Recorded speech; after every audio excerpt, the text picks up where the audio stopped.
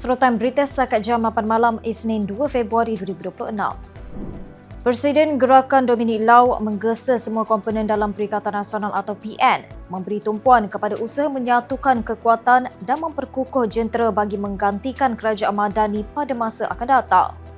Menyambut baik kenyataan Presiden PAS Hadi Awang semalam yang menekankan kepentingan perpaduan dalam PN, Lau turut menegaskan persefahaman merupakan teras utama dalam memperkukuh gabungan itu. PAS Pulau Pinang mendesak Timbalan Ketua Menteri 1 Muhammad Abdul Hamid meletak jawatan susulan pendedahan aktiviti salah guna dana zakat membabitkan institusi agama Islam bawah seliaannya di negeri itu baru-baru ini. Ketua Penerangan Muhammad Fawaz Muhammad Jan berkata tindakan berundur perlu bagi memulihkan keyakinan rakyat serta memberi laluan kepada siasatan telus tanpa pengaruh kuasa. Ahli Majlis Kerja Tertinggi Puan Zarkashi memberi amaran cadangan pilihan raya Datuk Bandar Kuala Lumpur boleh membuka ruang kepada pengaruh kartel dan kumpulan gangster.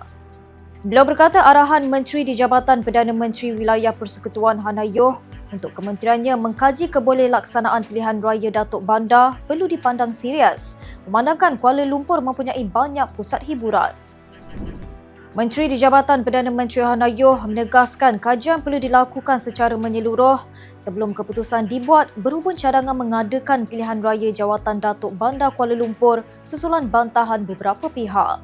Beliau turut mempersoalkan kebimbangan segelintir pihak terhadap proses kajian yang menurutnya penting bagi memastikan sesuatu dasar digubal berdasarkan fakta dan data yang tepat. Ketua Pembangkang Hamzah Zainuddin mengulangi desakan supaya kerajaan memberi penjelasan di Parlimen berhubung dakwaan penyerahan 5,207 hektar tanah kepada Indonesia sebagai papasan isu 3 kampung di sempadan Sabah, Kalimantan. Ahli Parlimen Larut itu membuat gesaan terbabit susulan kenyataan Perdana Menteri Anwar Ibrahim yang menegaskan tiada keperluan untuk kerajaan menjelaskan dakwaan tersebut di Parlimen. Demikian serotan berita untuk malam ini. Untuk maklumat lanjut, layari FMT dan ikuti kami di sini.